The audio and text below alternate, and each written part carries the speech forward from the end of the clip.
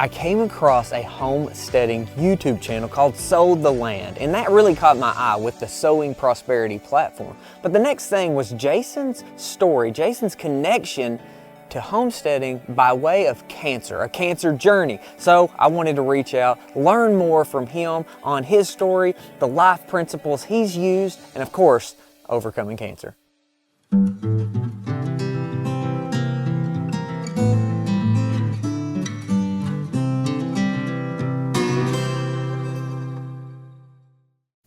All right, Jason, came across your really awesome YouTube channel and the work you're doing. I just reached out, wanted to have a conversation with you about a lot of things, but to start out, I love how you've documented your journey. I think that is just so neat and adds so much value. But you've got Sow the Land, I've got Sowing Prosperity. My little boy was diagnosed with stage 4 cancer when he was 5, and then you have a cancer story. And so I just kind of wanted to dive in and see that fundamental level. Like, how did this even start?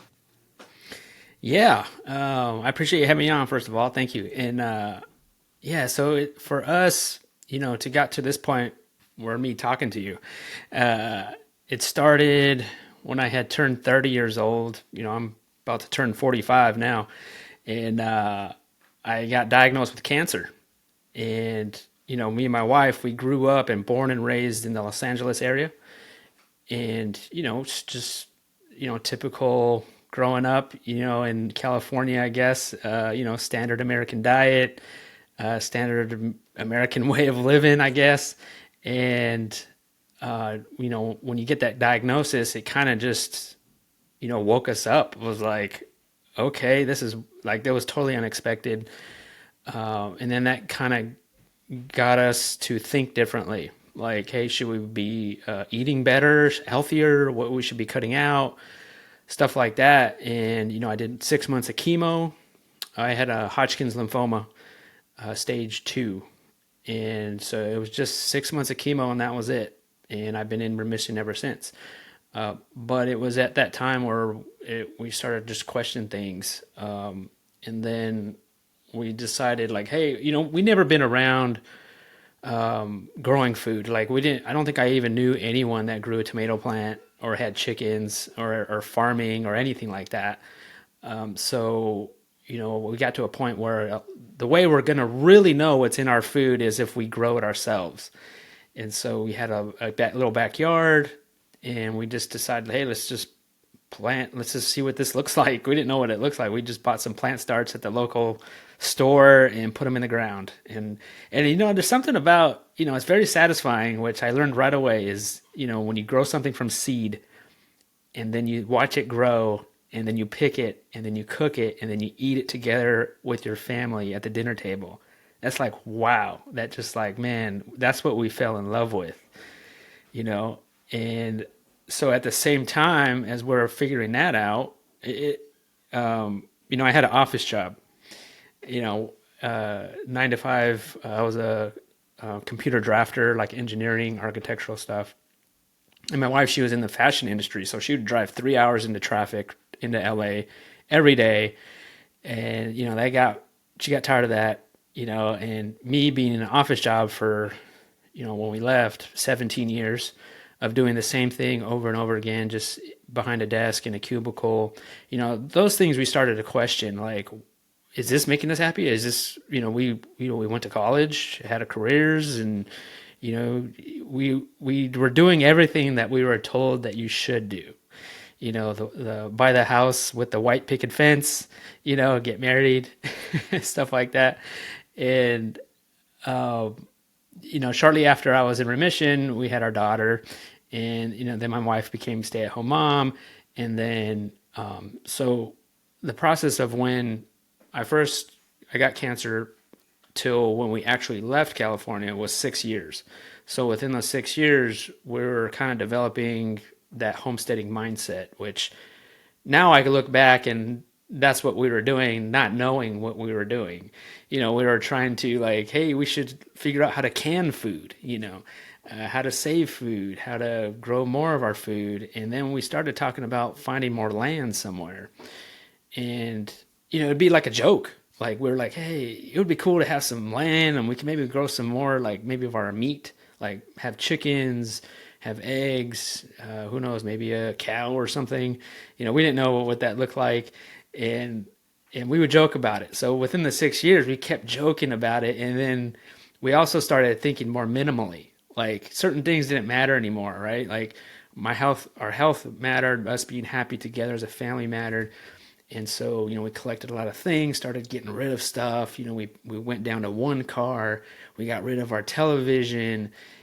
Slowly in our house, we had a 4-bedroom house, rooms that we never even went in, got rid of the couches.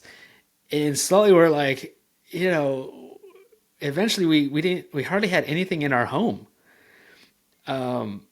because we were getting rid of it all. We were either yard sales or just giving it away, because one day we might go find land somewhere and be these farmers or whatever, homesteaders, I don't know, And so eventually we had nothing on the walls. We had our kitchen table left, and that was pretty much all in our house. And I said, okay, if we sell this kitchen table, then I think we're pretty serious about this, of finding some land somewhere. And so we sold the kitchen table. Shortly thereafter, we sold our home. And this was a home that we saved and saved, and this was a dream of ours to get this home. And, from the course of that 6 years of when I got cancer, that kind of just shifted our mindset on what we really wanted out of life. And we sold our home, and the plan was we're just going to go find some land. I didn't know where that was going to be. We definitely, all of our family, both of our families were all kind of in that area and kind of just outside of LA. We all born and everyone lived there. So, grandma and mom was on the next street over. So the thought of us actually moving away was very like, no, that would never happen.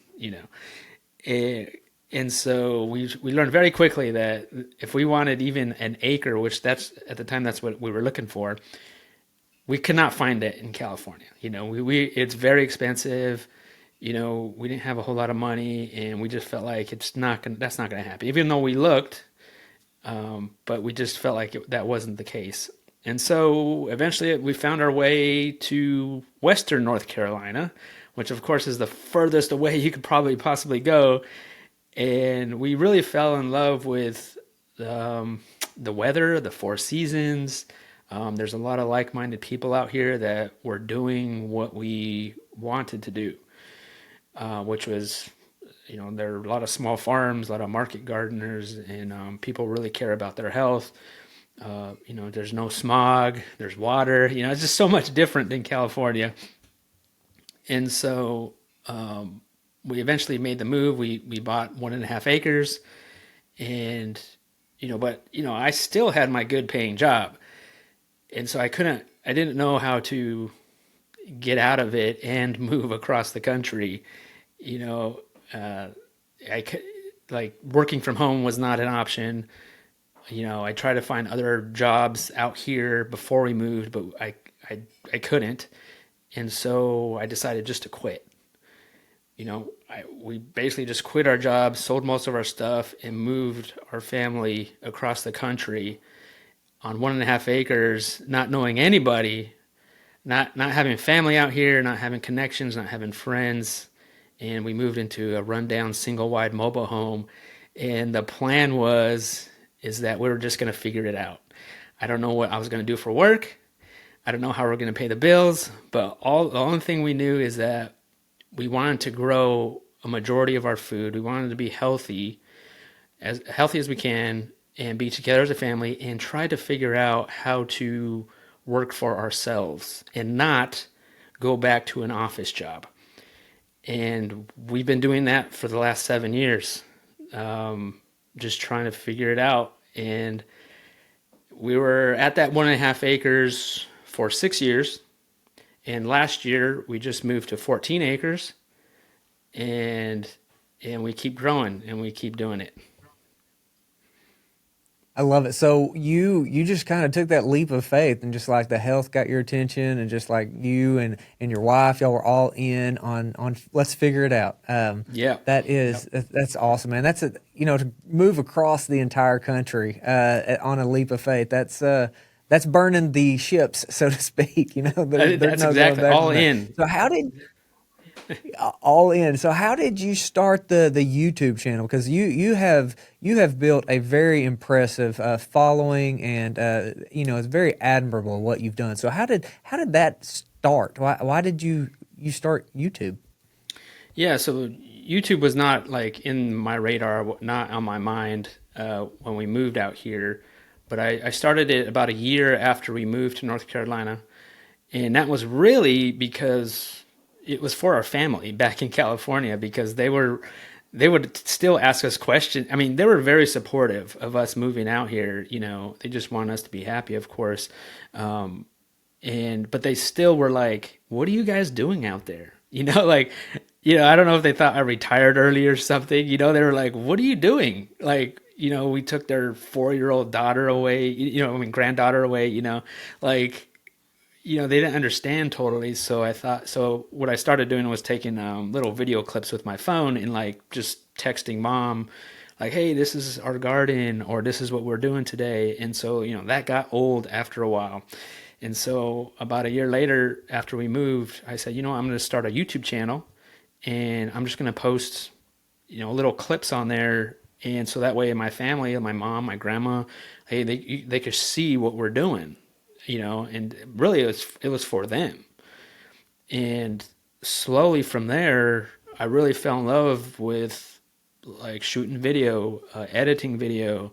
Didn't never done that before prior, and it was just really wanting to tell a better story each time and try to get better at it. Then you upgrade. I started with my iPhone, and then you upgrade to a little bit better camera, better audio, stuff like that. And from there, it just kind of grew. And all of a sudden, people slowly starting to see or follow you, follow us and subscribe to us, and which is wild because it wasn't unexpected at all. That was totally unexpected. And it's not what you would think could happen because you hear about these things prior to like, you hear people like making money off of YouTube and you think like, is that real? Because I never knew anybody who actually did, and you see people post on there, but you're like, yeah, I don't know if that's real or not. So I never really took it serious early on. But then as it went and we got more of a following, then I thought, man, we probably should take this a little bit more seriously because our channel keeps growing and it still does. Yeah. So, do you feel like the whole video experience of YouTube has helped this homesteading movement just really explode through the education and through just kind of the example that because there's quite a few of the really neat homesteading channels. Is that been a big player in this movement? Yeah, I believe so for sure. Like prior to that, it was maybe what Instagram, because I don't think I ever really knew a homesteader YouTuber prior, like when we first moved out here. Like I don't really think I even looked at YouTube, other than to figure out how to build something or make something. But so I didn't never thought that was like a thing. Like people are just kind of sharing their lives online like that. But yeah, I think people see that and they see just ordinary people like living their life, and I think people are feeling inspired by that, or not. They're not realizing like, hey, I could do that. Like, hey, this guy's doing butchering chickens. Like I could do that if he can. I think that kind of brings it to like a normal level, which is good. Do you think that the homesteading as a quote unquote business or as a enterprise to produce something? So I mean farming, right? Like so, I guess the difference between homesteading and farming is that the homesteading has an emphasis on self-sufficiency, on self-reliance. Is the business side of it something that's getting more attention or more of a focus? And can you make make money this way? Off of homesteading alone, is that what you're saying? Off homesteading, or maybe more of that emphasis on using homesteading as an ag business. Yeah, I mean, yeah, I mean it's a set like line between are you a farmer or are you a homesteader, you know? And I think it could be both, you know, like, and I think it comes down to doing different things, not just doing one specific thing. And that's just something I never really understood prior because I had that one good job, and you know, didn't understand how you can have multiple streams of income like that. Um, you know, I think one can, yeah, produce food for themselves and be self-sustaining on their homestead, but also grow more food for their community if they wanted to. And also YouTube. I mean, that's a great way of supplementing some of that income as well. It's just sharing the stuff that you're doing. And there's so many knowledgeable people out there that, man, they need to be sharing it. I think that's just going to make the world better. Really, if we could all share what we know, and more people are going to realize that and want to start something like that. Jason, who has been an influence on you as far as the cancer and dietary guidelines or things that you've utilized to? I mean, remission of what, 14 years is, I mean, thank God that's it's incredible. So how do you apply the diet towards yourself and family? Yeah, I think initially we found like Weston A. Price, like Sally Fallon. That I think there was a book, Nourishing Traditions. Uh, we found that book early on, and we kind of based our diet off of that. You know, pasture raised meats, minimal grains. Early on, we were like more paleo, I guess. That was kind of popular. And you know, gluten free type things, and still we eat minimal grains still, and that's one of the reasons why we wanted to have some land was to raise our own pasture raised chickens, because well, especially in California, even you know that long ago, 14, 13 years ago, you know, it's expensive, you buying pasture raised chicken for your dinner table. And so I thought, man, it's got to be cheaper if I could raise it myself. And so that, yeah, that was one of the reasons why we wanted to move out here. And then, you know, grass fed beef, you know, we raised a couple of steers last year for the first time. And that was one of our goals, you know, was to get the bigger property and raise more beef for us. And then now, you know, we eat a lot of what we grow. Of course, not 100%, but definitely all of our meat is what we grow here on our homestead. That's really cool that you bring up Sally and Weston A. Price, because with us, we went from one extreme to the other. So the China Study was one of the first books that I read, and it was meat causes cancer, and so it just terrified me for the longest, all the way through reading The Plant Paradox was the first book that really kind of made me question maybe there's more to it on on plants. We mentioned we think of sugar, we think of gluten, we think of these lectins, phytates, a lot of things in plants that actually cause us harm. And so that was the first time I started questioning some of that. And then Jason, I've even experimented, and I'm with carnivore and actively do.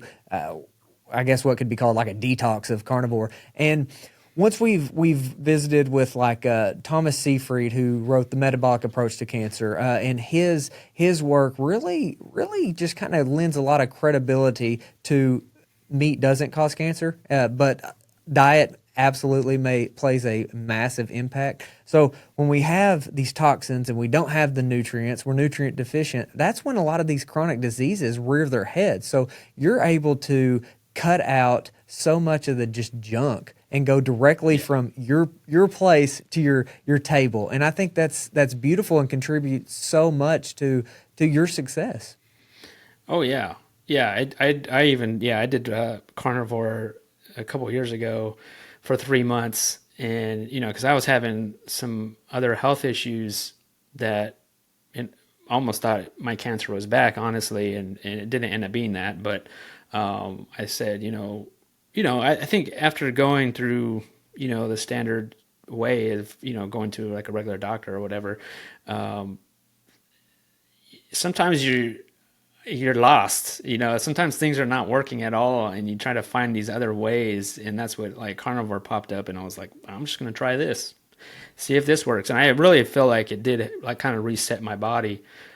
Even though like we don't eat fast food, like we grow most of our food, and I'm still having these problems. You know what I mean? Like that was just weird. Like I shouldn't be having these issues that I've been having. We eat really good, really healthy, but yeah, I decided to do carnivore for 3 months, and I really feel like that really helped me a lot. I've seen over and over and over just miraculous results. And we've gone into that quite a bit, and so cancer is actually probably what I spend most of my time on, just that research. And there's so many different factors to all that. And so, like when we talk about the chronic disease, we talk about these scares and the medical, the modern medical system that's there is like it's not putting it all together. And even the diets, no diet is necessarily perfect. I'm a fan of a meat based diet for lots of reasons, but Yeah. when we really look at health, we cannot break it away from agriculture. We cannot break it away from diet. And what Sally has done, and I think, Tom Callan has said some pretty controversial things. He's in the Weston A. Price group too. But, a lot of his work just, it makes sense. And I think there's a lot of value there. So I think that the cancer and chronic disease thing, this topic of homesteading, of localism, of getting away from that centralized model, whether it's food, whether it's medicine, and getting back to this local, decentralized way of doing things is part of how we're all going to get better. Oh yeah, yeah. And I think I've met a lot of people who started this homestead lifestyle, and there's a lot of people who are fed up with the food system, and they're wanting to just get back to the basics and trying to grow their own food. And like I said before, like you're really not going to know what's in your food unless you grow it, unfortunately. I guess if you got a relationship with your farmer, that's a good way too. Absolutely. So, Jason, question: since you've been in this for a while, and then you're in North Carolina, what would you do? Say you were the Secretary of Ag of North Carolina. What would be the biggest change? That first thing to make things better. Yeah, that's a tough one. Um, Honestly, I think raising our own meat as far as processing, like butchering. Um, I'm not too versed in too many of the laws, like to be able to sell it. But from my understanding is that like I can't raise, say, a steer, butcher it myself, and sell it, right? Like I have to be inspected. I have to take it to a USDA facility, uh, and they process it, and then I can sell it after that. But I feel like it should be up to the customer. Like if someone came to me and be like, I want to buy a whole cow from you, and I don't care if you butcher it or not. I trust you.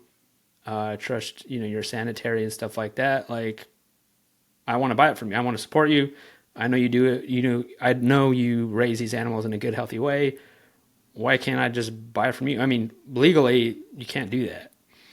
And so I feel like it should be up to the customer and the farmer. If they're both okay with it, then that should be fine. But it's not. I agree wholeheartedly. I think that is such a bottleneck of well, it lends back to the whole centralization of we don't have control of our own food. Somebody else is dictating how we eat, and it's just a mess. Yeah. So I think that's beautiful, and I couldn't agree more on that. Brother, what kind of resources have been the most beneficial for you as you've learned these homesteading uh, skills, and what are maybe like the top two skills you've learned that we all need to know if we want to be more self sufficient? Yeah, I would say definitely, when if you move to a newer area or if you're in a certain area, like my neighbors, like reaching out to local people who have been doing this thing, like either homesteading or farming for many more years than we have. And being that we didn't know anybody around here, I would hit up the local farmers markets and just maybe I not buy anything, but like I would hang out and just introduce myself to these farmers and be like, "Hey, what's up?" Like like I even like work for free at a local farm when we first moved out here just to gain knowledge. Like how are they growing food out here in this weather and then new environment and stuff like that? What are they growing and just they're just so willing and nice to just share their knowledge on how they're doing stuff. And so reaching out to people like that, I know it could be difficult, especially if you're a new person coming in. But if you hang around long enough, you'll meet some people and they're more than willing to share what they know. And so that's a good option is to actually meet people in real life and sharing knowledge that way. Or a good way is to, have a potluck, have your neighbors over, and it's amazing who you connect with right away. And then I would say a skill that I think, I mean, if you eat meat, I think butchering an animal is important to know. Whether you're going to raise an animal or not, you might not have, you might not want to raise an animal and butcher it yourself, and that's fine. It's not for everybody. But if you're going to eat meat and buy it at the store or farmers market or farm, whatever, I think it's good to know how that process is done. At least try it one time. A good way of doing it is if you have a neighbor that does it, ask them if you can come and help, or if there's a hands-on workshop. Workshops are popping up. It seems like go to a workshop and just to try it and see how it looks and be around it. You know, not just look at a video. You could look at YouTube videos all day long, but there's nothing like in real life seeing how to even a chicken, like process a chicken, or a pig or a cow or something like that. That is a lost skill, definitely. That we're many of us are trying to get back that thing that we lost. It's the same thing with growing food too. Like it's just a lost skill overall.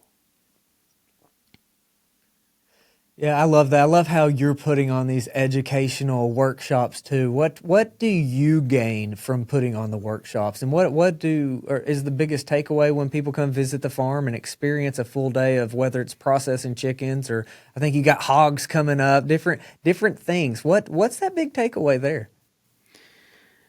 Yeah, it's amazing to hear the people's stories because again, I film a lot of this stuff on our channel, and so I like filming those days, even though they're hard to film because you still can't show. You can't be too graphic on Butcher Day when you're showing on these videos. But just hearing people's stories of like, hey, why you're here? Like, why are you wanting to learn how to butcher a chicken? Or a pig, and just hearing their stories of why has been an inspiration to me to be like, okay, like it's weird because usually they follow us on our YouTube channel, and they want to come here and like see our place, and I'm showing them also they want to learn how to butcher a chicken, say. But it's like we have this connection already. I don't know them personally. They probably know more about me than I know about them, but I feel like we have this connection already because they're here and they're wanting to learn this skill. And so that's been a huge inspiration to us, and honestly, it makes me want to do more of it. That's beautiful, man. Well, thank you for all that you do, all that you put out, the tenacity to just keep pushing through over and over is just so admirable, man. So thank you for taking the time to visit with us. And where can we send everybody to learn more about you and Sow the Land? Yeah, you can check us out on YouTube. Just type up Sow the Land and we should pop up. And also sowtheland.com is our website where we have all of our stuff on there. You know, we have a lot of things that we sell. We make stuff here. All of our online classes are on there and events that we do throughout the year. And also, you know, on Instagram and all the social medias, we're all there. Thank you for joining us on Sowing Prosperity. Be sure to follow along across the social media platforms, including YouTube, and be sure to go to sowingprosperity.com. Thank you for listening to the Sowing Prosperity podcast. We hope that you have learned something new and that you are inspired to adopt regenerative practices in your community.